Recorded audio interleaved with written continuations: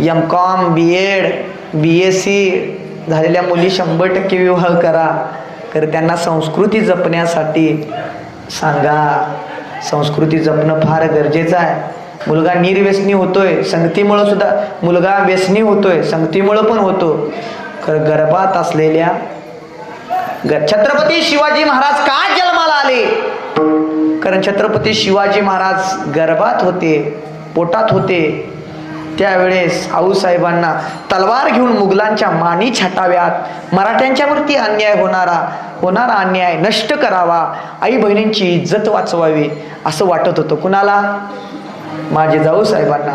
आणि ते गर्भसंस्कार छत्रपती शिवाजी महाराजांच्या डोहाळ लागले होते मुघलांच्या मानी छाटण्याचं. कुणाला? आणि आता पण डोहाळ लागतात. कुठं मातीच, धोंडच, दगडच खायच आणि मग दगड जन्माला येतात.